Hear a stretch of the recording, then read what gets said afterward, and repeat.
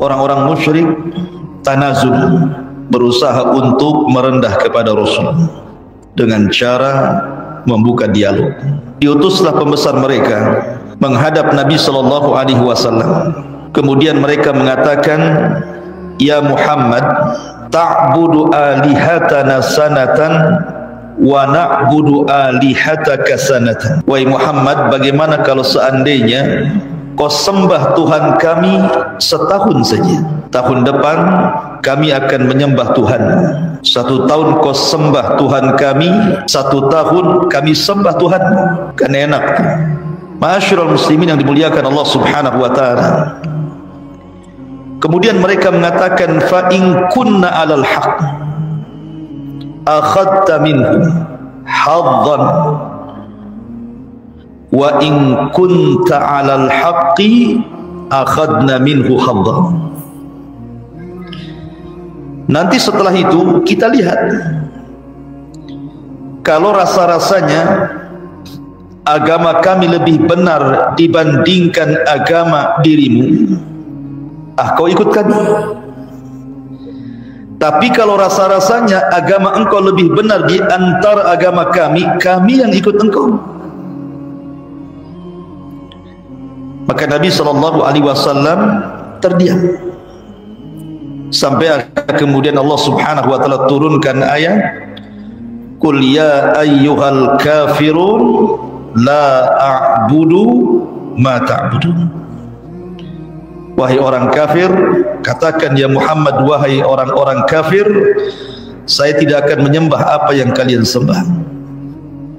Dan di akhir ayat Allah mengatakan, lakum dinukum waliyadin. Sudah keyakinan kalian ambil dengan keyakinan kalian, dan keyakinanku adalah keyakinanku. Ma'asyiral muslimin yang dimuliakan Allah azza wa jalla, kenapa Rasul menolak? Tidak mau kemudian mengikuti saran orang-orang musyrik ini, karena agama Nabi SAW itu agama tauhid. Jangankan nyembah Tuhannya orang musyrik setahun, nyembah sekali saja sudah rontok tauhidnya. Jangan 1 tahun sembah Tuhan orang-orang musyrik, sekali saja nyembah rontok semua tauhid. La in asyrakta la yahbatanna amaluka wa la takunanna minal khasirin. Kalau engkau melakukan kesyirikan, la yahbatanna amal, tentu amal kalian akan hancur dan engkau akan menjadi orang yang rugi. Dan inilah akidah namanya. Ma'asyiral muslimin yang dimuliakan Allah azza wa jalla, akhirnya kemudian orang-orang musyrik pun tidak berhasil. Mulailah mereka mencari cara lain. Diutuslah para pembesar mereka untuk datang ke kota Yathrib, ke kota Madinah, karena mereka tahu di Madinah itu banyak orang-orang Yahudi, dan orang-orang Yahudi itu diturunkan kitab. Siapa tahu ada informasi dari ahlul kitab Madinah tentang Rasul sallallahu alaihi wasallam. Berangkat mereka. Kemudian mereka bertanya kepada pembesar Yahudi Madinah dan mengatakan, wahai para pembesar Yahudi di negeri kami Mekah, ada orang yang tiba-tiba ngaku nabi. Percaya enggak kalian? Maka kata pembesar Yahudi, gini saja, berikan kepada dia 3 soalan. Kalau dia sanggup menjawab, memang dia nabi. Kalau dia tidak sanggup menjawab, dustakan kenabiannya. Akhirnya kemudian kata orang Yahudi mengatakan kepada orang-orang musyrik, 1, tanya kepada orang yang ngaku nabi itu, bagaimana cerita tentang anak-anak muda yang terjerembab dalam sebuah gua? Bagaimana kisahnya? Anak muda yang masuk ke dalam gua kemudian ditidurkan lama, macam mana kisahnya? Kemudian yang kedua tentang seorang raja yang keliling dunia berdakwah tauhid, Macam mana kisahnya? Kemudian yang ketiga, tanyakan soal ruh kepada dia. Apa itu ruh? Dalam riwayat yang lain, tanyakan kepada dia tentang kemiripan anak. Kenapa anak bisa mirip dengan bapaknya atau dengan ibunya? Kalau dengan tetangganya bahaya. Kemudian yang kedua, kenapa penduduk sorga, apa makanan pertama yang dimakan penduduk sorga? Kemudian ketiga, tanyakan soal ruh kepada dia. Kalau dia bisa menjawab, memang dia nabi. Kalau tidak bisa menjawab, dustakan kenabiannya, pembual dia. Kemudian kunci jawabannya diberitahu. Pulanglah orang-orang musyrik ini dengan senang hati karena sudah mendapatkan ujian yang akan diujikan kepada Nabi SAW. Sampai di Mekah, mereka datang kepada Nabi SAW dan mengatakan, ya Muhammad, kami akan beriman asal syaratnya engkau jawab 3 pertanyaan kami. Ketika mereka mengatakan akan beriman, ikhwan, Rasul langsung senang. Karena Rasul itu menginginkan hidayah kepada orang-orang Quraisy itu, sehingga Rasul lupa mengucapkan kalimat insya Allah ketika hendak memberikan jawaban. Harusnya Rasul mengatakan insya Allah besok jawabannya, harusnya begitu ya. Tapi Rasul saking senangnya mengatakan ghadan al-jawab, besok jawabannya. Kenapa tidak hari itu juga Rasul kasih jawaban? Karena Nabi SAW la yantiku anil hawa, dia tidak bicara dengan hawa nafsunya, dia harus menunggu wahyu dari Allah dulu. Kalau memang turun wahyu, baru Nabi jawab. Kalau tidak turun wahyu, Rasul tidak akan jawab. Ma'asyiral muslimin yang dimuliakan, karena lupa mengucapkan insya Allah, keesokan hari Jibril pula tak turun. Hari kedua tak turun juga. Sudah lewat 1 minggu tidak turun juga. Lewat 2 minggu tidak turun juga. Sesak dada Nabi. Orang-orang musyrik sudah mulai meragukan kenabiannya. Tuh kan, dia bukan nabi katanya. Masa sudah 2 minggu nggak ada jawabannya katanya. Dia janji besok akan dijawab. Ketika sudah berlalu hampir 1 bulan, Nabi sudah semakin sesak dadanya. Maka kemudian Allah perintahkan Jibril untuk menurunkan surat Al-Kahfi. Surat Al-Kahfi, di mana surah Al-Kahfi itu menjawab semua pertanyaan orang-orang kafir Quraisy. Adapun anak-anak muda yang masuk ke dalam gua kemudian ditidurkan 300 abad lebih, mereka lah Ashabul Kahfi, dibacakan ayat. Adapun kemudian seorang raja yang berkeliling dunia untuk berdakwah mendakwahkan tauhid, dialah Dzulqarnain, disebutkan ayatnya. Adapun ruh, maka Allah berfirman, yas'alunaka 'anir ruh qulir ruhu min amri rabbi wa ma utitum minal ilmi illa qalila. Mereka bertanya-tanya kepadamu soal ruh. Katakan ruh itu urusan Rabbku, karena Allah tidak banyak memberikan ilmu kecuali sedikit kepada aku. Tidak tahu, itu urusan Allah. Dalam riwayat, adapun yang kalian tanyakan soal anak, kenapa pula mirip bapa dan ibunya? Maka Nabi SAW menjawab, tergantung hormon keduanya. Kalau sperma suami mengalahkan sperma istri, berarti akan mirip bapaknya. Kalau sperma istri mengalahkan suaminya, maka akan mirip ibunya. Ini kalau 50-50, alah mirip keduanya lah kan itu. Dari pusar ke atas mirip bapaknya, bisa saja kan itu. Ma'asyiral muslimin yang dimuliakan Allah Azza wa Jalla. Adapun soal penduduk sorga, apa yang pertama kali dimakan penduduk sorga? Kata Rasul, kabidil hut, hati ikan paus. Itulah makanan pertama kali penduduk sorga masuk sorga. Yang pertama dimakan hatinya ikan paus, dan minuman yang pertama diminum wedang jahe, zanzabil dalam bahasa Arab. Bahasa kitanya wedang jahe. Tapi wedang jahe sorga dengan wedang jahe kita ya beda lah. Apalagi wedang jahe set-setan kan. Beda lah.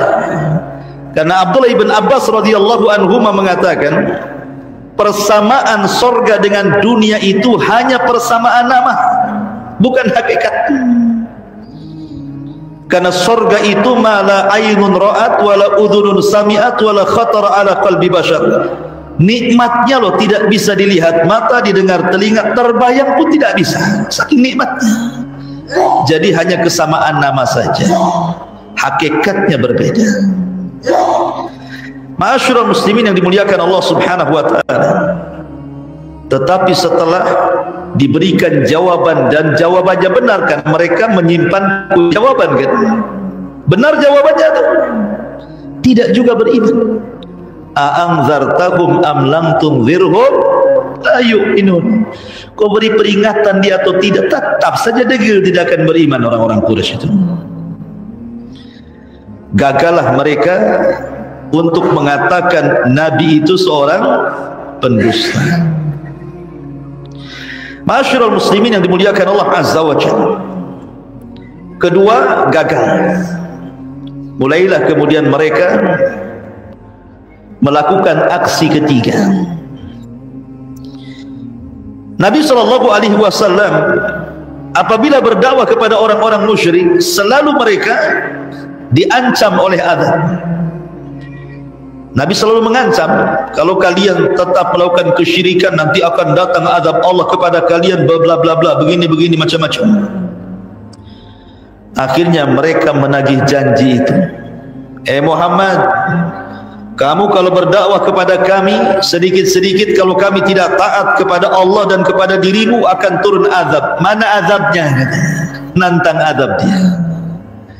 Mana azabnya? Kok enggak turun-turun si azabnya katanya. Maka Allah Subhanahu wa taala firmankan tentang mereka, wa yasta'jilunaka bil adzab walan yukhlifallahu wa'dah inna yawman 'inda rabbika ka alfi sanatin mimma ta'udun. Dan mereka datang kepadamu ya Muhammad meminta disegerakan azab, dan Allah tidak mungkin menyelisih janjinya. Dan satu hari kehidupan akhirat dibandingkan kehidupan dunia sama dengan 1000 tahun. Dalam ayat yang lain, yasta'jilunaka bil adzab wa inna jahannam la muhitatun bil kafirin. Mereka datang kepadamu meminta disegerakan azab, sesungguhnya jahanam akan meliputi orang-orang kafir. Digambarkan mereka seperti itu, mengolok-olok Rasul. Mana azabnya? Kok enggak turun-turun gitu ya. Ini kan istihza dah. Mengolok-olok Nabi sallallahu alaihi wasallam. Dan macam-macam mereka lakukan kepada Nabi SAW sampai akhirnya mereka datang kepada Abu Thalib. Mereka sudah tidak ada jalan lagi, mengancam untuk membunuh Nabi SAW, bahkan mengancam siapapun yang melindungi Nabi, termasuk pamannya Abu Thalib, diancam akan dibunuh. Lah akhirnya kemudian karena sudah marah nih para pembesar Quraisy ini, berkumpullah Fir'aunnya umat ini, siapa? Abu Jahal, kemudian Umayyah, kemudian Mughirah, Al-Walid, pembesar-pembesar Quraisy ini berkumpul. Kemudian mereka sepakat, Bani Hashim dan Bani Al-Muttalib semakin hari semakin melindungi si Muhammad itu. Ini tidak bisa dibiarkan. Lalu bagaimana caranya? Akhirnya terjadilah konsensus, kesepakatan, kalau begitu kita boikot saja mereka. karena mereka sudah melindungi si Muhammad, kita boikot supaya mereka kembali kepada kita dan mereka sendiri yang membunuh si Muhammad itu. Terjadilah pemboikotan, di mana mereka menerapkan satu larangan keras untuk tidak berhubungan dengan Bani Hashim dan Bani Al-Muttalib. Satu, tidak boleh menikahi wanita-wanita Bani Hashim dan Bani Muttalib, karena dua kabilah ini sudah melindungi si Muhammad. Yang kedua, mereka mengatakan tidak boleh jual beli dengan mereka. Yang ketiga, tidak boleh duduk-duduk ngobrol bersama mereka. Yang ketiga, yang keempat, tidak boleh bergaul dengan mereka. Yang kelima, tidak boleh masuk ke rumah-rumah mereka. Yang keenam, tidak boleh bicara dengan mereka. Yang ketujuh, tidak boleh menerima sulhah, perdamaian dengan mereka. Dan yang terakhir, tidak boleh ada rasa kasihan sedikit pun dengan mereka. Akhirnya sepakat seluruh kabilah Quraisy memboikot dua kabilah yang melindungi Nabi, Bani Hashim dan Bani Al-Muttalib. Diboikot. Berapa tahun? 3 tahun. Kemudian hasil rapat mereka ini ditulis dalam sebuah kertas, kemudian diletakkan di dalam Ka'bah, bahwa ini perjanjian bersama antar kabilah untuk memboikot Bani Hashim dan Bani Al-Muttalib. Selama perjanjian tergantung di Ka'bah ini, maka selama itu pemboikotan tetap berlangsung. Akhirnya kemudian berlalulah pemboikotan ini sampai 3 tahun lamanya. Akhirnya kemudian mereka pun mulai kelaparan, sampai dikatakan hatta akalu awraqasy syajar, sampai mereka memakan daun-daun pohon, wal julud dan kulit, wa wasalu ad-dharra wal faqr, sehingga banyak di mana-mana terjadi kemiskinan dan kefakiran. Hatta sami'at aswatun nisa'i was-sibyan, sampai wanita-wanita, anak-anak kecil, bayi-bayi menangis kelaparan. Diboikot 3 tahun. Ketika sudah sampai 3 tahun, rupanya adalah orang-orang Quraisy itu, walaupun bukan pembesar mereka, kasihan. Ini sudah lewat 3 tahun. Mereka makin hari makin miskin, makin kelaparan, banyak penyakit dan begitu seterusnya. Ada seorang yang bernama Hisham ibn Amrin ibn al-Harith dari Bani Amir ibn Lu'ay. Dia kasihan. Bagaimana bisa, mungkin bahasa kita, tega-teganya kabilah-kabilah Arab itu memboikot dua kabilah ini. Mereka sudah makan dedaunan, mereka sudah susah kelaparan. Terkadang mereka diberi, boleh membeli sesuatu dari orang-orang Quraisy itu, tetapi harganya dimahalkan sampai mereka tidak sanggup beli, sehingga mereka hanya bisa memberi makanan itu harus keluar ke Yaman, ke Syam dengan modal seadanya, sehingga tidak cukup bagi mereka untuk dimakan. Maka ada orang yang namanya Hisham ibn Amr ibn Haris ini kasihan. Memang dia bukan tokoh besar, tapi juga satu di antara tokoh-tokoh Quraisy. Dia berpikir, akhirnya dia berangkat kepada Zuhair ibn Abi Umayyah al-Makhzumi. Zuhair ini termasuk daripada bibi-bibi dari ibu dari Bani Hashim. Jadi Hisham ini datang kepada Zuhair, ya Zuhair, engkau masih ada kerabat dengan Bani Hashim, kenapa kau diam saja? Kenapa kau tidak tolong mereka? Bergeraklah, tolong saudaramu itu. Kata Zuhair, ya Hisham, macam mana aku akan nolong mereka? Aku sendirian. Kalau kau bisa, carikan kawan. Akhirnya Hisham pun kemudian mencarikan kawan, datanglah kepada Al-Mut'im ibn Adi. dan mengumumkakan keinginannya supaya membatalkan perjanjian pemboikotan itu. Akhirnya Mut'im ibn Adi setuju. Kata Mut'im bin Adi, cari lagi yang bisa mendukung kita. Akhirnya Hisham pun kemudian mencari lagi, datanglah kepada seorang yang bernama Bukhtari ibn Hisham, dan dia pun setuju. Kemudian disuruh mencari orang lagi yang sepaham dengan dia. Maka Hisham pun berangkat kepada Zam'ah ibnul Aswad, ayah daripada Saudah bintu Jam'ah, istri Nabi. Akhirnya setuju juga. Kemudian terakhir datang kepada Suhaib ibn Abi Umayyah, akhirnya setuju juga. Ketika sudah ada 5 atau 6 pembesar ini setuju untuk pembatalan pemboikotan itu, akhirnya Hisham ibn Amr ibn Haris ini mengajak teman-temannya untuk tawaf di Ka'bah. Setelah tawaf, maka mereka berteriak, "Ya ma'syara Quraisy, sesungguhnya perjanjian ini kezaliman, sebaiknya dihapuskan. Biarkan Bani Hashim dan Bani Muttalib bebas."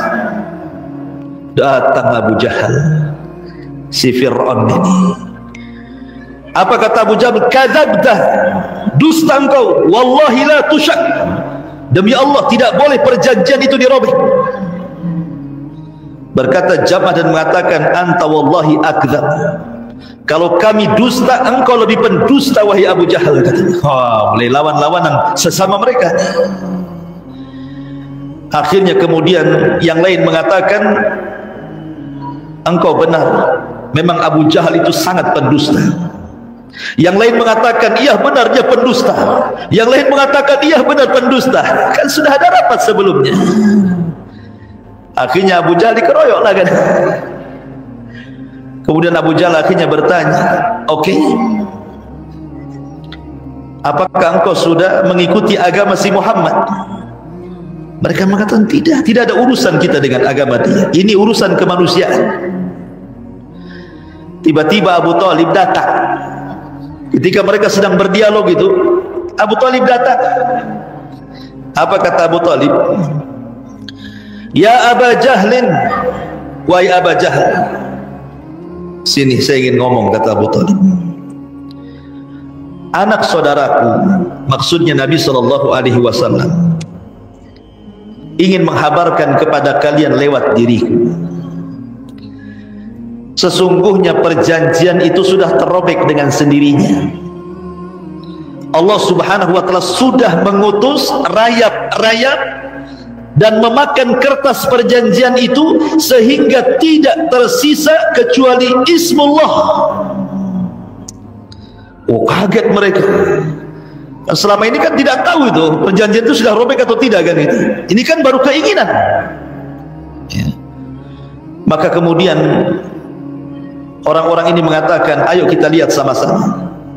Kalau yang diucapkan Abu Talib ini benar, maksudnya apa yang dikatakan anak saudaranya benar, bahwa perjanjian itu robek dan tidak tersisa kecuali Bismikallahumma, berarti pemboikotan harus dicabut dari Bani Hashim dan Muttalib. Tapi kalau dia dusta, ternyata perjanjian itu masih utuh, maka terserah kalian mau apakan si Muhammad itu." Akhirnya kemudian sama-sama berangkat menuju ke dalam Ka'bah. Rupanya betul, kertas janjian itu sudah tidak ada lagi, tinggal hanya secuil dan hanya sisa kalimat Bismikallahumma, itu saja. Adapun bulir-bulirnya sudah nggak tahu kemana karena sudah dimakan rayap. Artinya apa yang diucapkan Nabi itu menjadi sebuah kenyataan, ya, karena dia tidak berucap dengan hawa nafsu. Yang diucapkanlah wahyu. Allah sengaja mengutus rayap untuk memakan tuh kertas perjanjian itu. Akhirnya sejak itulah orang-orang Quraisy mencabut pemboikotan itu, sampai memboikot mereka. Ya. Lah karena lamanya pemboikotan ikhwan 3 tahun, sehingga Abu Talib pun selama itu mengalami sakit yang semakin hari semakin memarah. Dan kita tahu Abu Thalib paman Rasul yang paling membela Nabi kan. Akhirnya Allah takdirkan Abu Thalib pun sakaratul maut, meninggal dunia. Saat sakaratul maut Abu Thalib, karena Nabi tahu bahwa tidak ada paman yang paling dicintai Rasul dan tidak ada paman yang paling mencintai Rasul kecuali Abu Thalib. Dia tidak mau kematian Abu Thalib sia-sia. Dia tidak mau kematian Abu Thalib di atas kekafiran. Datang Nabi SAW saat Abu Thalib sakaratul maut itu. Kemudian Rasul membisikkan di telinga Abu Thalib dan mengatakan, ya Abu Thalib, qul la ilaha illallah. Abu Thalib tidak mau mengucapkan kalimat itu karena sibuk dengan kawannya Abu Jahal, Umayyah, Al-Mughirah, macam-macam di sampingnya, ikut bisik-bisik juga di telinga sebelahnya. Jadi mana satu yang didengar? Nabi membisikkan di telinga sebelah kanan, wahai pamanku, ucapkan la ilaha illallah. Dengan ucapan itu aku akan berhujjah dengan Allah, Allah selamatkan dirimu. Sebelah kiri Abu Jahal mengatakan, hei Abu Thalib, apakah kau akan mengucapkan kalimat itu dan membenci agama nenek moyangmu Abdul Muttalib? Jangan kau ucapkan. Akhirnya Abu Thalib sesekali memandang Rasul, sesekali memandang kawan-kawan seperjuangannya Abu Jahal, Umayyah. Akhirnya sampai ruh dicabut dari badan Abu Thalib, Abu Thalib tidak mengucapkan kalimat syahadat. Dari sini sepakat ahli sunnah, Abu Thalib mati kafir, kecuali orang Syiah mengatakan Abu Thalib itu muslim. Loh, kenapa dia tidak mengucapkan la ilaha illallah? Dia mengucap, cuma Nabi gak dengar. Manusia. Kenapa? Karena seluruh imam-imam 12 Syiah itu turunan Abu Thalib. Ali, Abu Thalib bapaknya kan, nikah dengan Fatimah, lahir Hasan Husain. Dari Hasan lahirlah Hasan Al-Musanna dan Zaid. Dari Husain yang sisa anaknya Zainul Abidin. Dari Zainul Abidin terus sampai kepada Muhammad Hasan Al-Ashkari. Turunan Syiah itu yang paling diutamakan dari Husain jalurnya. Ya, makanya mereka mengatakan Imam Mahdi itu jalur Husain, sementara kita ahli sunnah jalurnya Hasan. Ya. Ma'asyiral muslimin yang dimuliakan Allah Subhanahu wa taala, maka kita katakan sebagai ahli sunnah, Abu Thalib mati kafir. Ketika Abu Thalib mati kafir, Nabi sedih, ikhwan. Kesedihan Nabi SAW sampai akhirnya Rasul terus memunajat kepada Allah, la astaghfiranna lak ma lam unha ank. Wahai pamanku, aku akan terus meminta ampun untukmu selama Allah tidak melarang. Selama Allah tidak melarang, aku akan terus mintakan ampun kepadamu agar Allah hapus dosa-dosa. Tetapi apa yang terjadi? Permintaan Rasul ditolak. Turunlah ayat Al-Quran, ma kana lin nabi walladzina amanu an yastaghfiru lil musyrikina walau kanu ulil qurba min ba'di ma tabayyana lahum annahum ashabul jahim. Turun ayat ini. Tidak boleh bagi Nabi, orang-orang yang beriman, memintakan ampun akan dosa orang-orang musyrik walaupun kerabat dekatnya, setelah jelas kepada mereka bahwa mereka termasuk penghuni jahannam. Tak boleh. Kalau ada kerabat antum meninggal dan agamanya musyrik, tidak boleh kita minta ampun untuk dia walaupun dia orang tua sendiri. Kalau mati musyrik, mati kafir, tidak boleh. Lah ketika itu Abbas ibn Abdul Muttalib, Abbas itu datang kepada Rasul. Abbas saudara Abu Thalib. Ya Rasulullah, bukankah perjuangan Abu Thalib sudah banyak memperjuangkan Islam dan membela diri? Akankah perjuangan Abu Thalib selama hidupnya membela agamamu bermanfaat untuk dia di akhirat? Kata Rasul sallallahu alaihi wasallam, Abu Talib fi dhahzahim minan nar, laula ana lakana fi darkil asfali minan nar.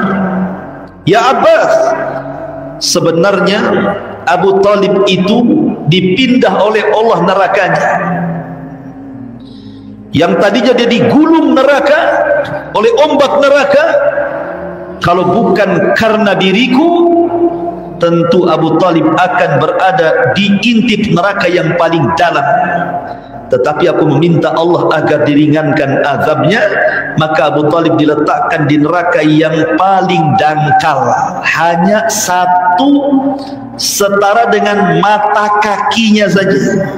Nerakanya itu sampai mata kakinya saja, tapi itu cukup untuk mendidihkan kepalanya. Satunya dapat sifat orang kafir hanya Abu Talib. Makanya Rasul mengatakan, kalau bukan karena diriku, tentu dia sudah masuk ke neraka dan menempati intip neraka yang paling dalam. Ma'asyiral muslimin yang dimuliakan Allah Azza wa Jalla, rupanya di tahun yang sama kesedihan Nabi sallallahu alaihi wasallam rupanya ditambah oleh Allah dengan kematian Khadijah. Pamannya meninggal, istri pula meninggal. Ini penderitaan Rasul yang luar biasa, karena dua manusia ini yang selama ini memperjuangkan dakwah Nabi. Abu Talib dengan jabatannya sebagai pemimpin Arab, dan Khadijah dengan hartanya. Kalau harta dan jabatan ini bermain untuk dakwah kepada Allah, pasti dakwah itu akan lancar. Didukung oleh pejabat, didukung orang kaya, lancar dakwah itu. Tapi kalau pejabatnya tidak dukung, orang kayanya tidak dukung, stres dakwah itu. Jangankan antum, Nabi sampai-sampai ketika meninggalnya Abu Talib dan Khadijah tidak ada tameng lagi. Orang-orang Quraisy sudah mulai berani kurang ajar dengan Nabi sallallahu alaihi wasallam, menghina dengan hinaan yang lebih pedas lagi, berani menyiksa para sahabat, mengolok-olok, bahkan sampai ada niat untuk menyakiti dan membunuhnya. Dari sini Nabi SAW sudah tidak ada lagi i'tikad untuk mengembangkan dakwah di Mekah lagi. Kayaknya sudah nggak bisa ini. Dengan meninggalnya Abu Talib dan Khadijah ini menyempitkan dakwah Rasul di Mekah. Kayaknya harus cari areal baru. Akhirnya Nabi SAW terpikirkan untuk mencari areal baru. Berangkatlah Rasul ke mana? Ke Taif. Karena penduduk Mekah ini sudah mulai ngancam-ngancam sampai membunuh. Sementara Rasul masih lemah, para sahabat juga masih lemah, mereka berusaha menyembunyikan keimanan. Berangkatlah Rasul dengan pembantunya atau budaknya Zaid ibn Harithah.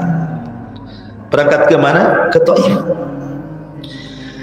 Sampai di Taif, pertama yang ditemui adalah 3 pembesar Taif, dan 3-tiganya adalah bersaudara. Pertama, Abdu Yalil ibn Amr ibn Umar Al-Thaqafi. Yang kedua, Mas'ud ibn Amrin ibn Umar Al-Thaqafi. Yang ketiga, Hubayb atau Habib ibn Amrin ibn Umar Al-Thaqafi. Rasul datang nih ketiga orang ini. Tapi apa jawabannya?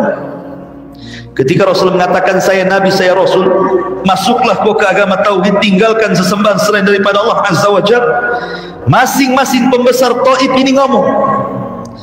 Apa ucapannya? Kalau engkau seorang Nabi, sudah kurobek kiswah Ka'bah itu. Enggak yakin kau seorang Nabi. Kemudian yang kedua mengatakan, demi Allah, aku tidak akan bicara selamanya dengan engkau. Sebab kalau seandainya kau memang seorang Nabi, maka kau lebih bahaya dibandingkan aku bicara dengan. Dan kalau memang kau bukan seorang Nabi, lebih lagi aku tidak akan bicara dengan kamu. Kemudian yang ketiga mengatakan, apakah tidak ada Nabi? Kenapa Allah harus memilih kamu? Katanya. Kenapa tidak Abu Jahal saja jadi Nabi? Gitu loh maksudnya. Kenapa enggak Abu Lahab saja jadi nabi, kau pula jadi nabi katanya. Itu kan istihza, mengolok-olok. Maka Nabi SAW 10 hari di Taif ini berdakwah door to door ke rumah-rumah, ke penduduk-penduduk Taif. Rupanya 3 pemimpin Taif ini sudah merencanakan untuk menyakiti Nabi. Kemudian diprovokasilah orang Taif, mulai anak-anak, perempuan, orang tua, laki-laki, semua mengusir Rasul, sepakat diusir dari Taif. Yang anak-anak naruh duri, yang perempuan ikut melempari batu, yang laki-laki ngejar mentung, sampai Rasul dikejar-kejar oleh penduduk Taif, berjalan dan berlari 1 mil bersama Zaid, menghindari batu yang dilempar kepadanya itu. Diusir. Kalau antum jadi dai, kemudian pasti seperti Nabi, 100% saya yakin resign antum jadi dai itu. Resign enggak? Langsung resign jadi dai antum. Antum dakwah ke pulau, tiba-tiba orang pulau sudah pegang batu tuh. Ya kan? Berhentilah saya jadi dai. Bagus jadi tukang bangunan kan. Ya. Lihat bagaimana Nabi, kita berdakwah tidak pernah kayak gitu. Kita ini dilempari dengan status saja, udah stres kayaknya. Ya, baru dibully saja, baru dikata-katain saja sudah lemes kita ini. Ini belum batu, baru omongan saja, itu pun lewat status, bukan lewat omongan. Itu udah sakit hati itu. Nabi betul-betul dilempari batu. Akhirnya Nabi lari sampai ke perbatasan Mekah. Rasul tidak bisa keluar, tidak bisa ke dalam. Coba bayangkan, mau balik ke Taif dilempari orang Taif, mau masuk ke Mekah nggak bisa karena orang Mekah ngancam bunuh. Mau kemana lagi coba Rasul itu? Dua-duanya berbahaya. Akhirnya Nabi SAW kemudian tinggal di perbatasan antara Mekah dan Taif, di kebun kurma. Rupanya malaikat Jibril melihat kasihan kepada Nabi, melihat iba. Macam mana seorang Nabi dan Rasul, orang mulia, bisa ditolak, dilempari batu. Akhirnya Jibril datang membawa 2 malaikat penjaga Taif. Ayo kita mendatangi Muhammad sallallahu alaihi wasallam. Maka datanglah kemudian malaikat Jibril mengatakan, ya Muhammad, di samping kiri kananku adalah 2 malaikat penjaga 2 bukit Taif. Kau tinggal perintahkan saja 2 malaikat ini, biar 2 malaikat itu mencabut bukit Taif tadi, ditimpakan kepada penduduk Taif yang sudah kurang ngajar kepada. Kalau itu di posisi kita, pasti antum iya lempar saja, kurang ajar mereka itu. Ya. Tetapi Nabi mengajarkan bagaimana as-sabru alal dakwah, sabar di atas dakwah, wa tawassaw bil haqqi wa tawassaw bis sabr. Apa kata Rasul? Allahumma hdi biqaumin fa innahum la ya'lamun. Indah. Aku hanya bisa berdoa kepada Allah, mudah-mudahan Allah berikan hidayah kepada mereka, karena mereka kaum yang tidak tahu aku ini seorang nabi. Kalau mereka nabi, tak mungkinlah mereka melempari batu kepadaku. Dan aku hanya berdoa, mudah-mudahan walaupun mereka tidak beriman, akan lahir anak cucu-cucu mereka yang beriman kepada Allah dan Rasulnya. Kesabaran Nabi SAW ketika menerima tantangan dakwah di Taif.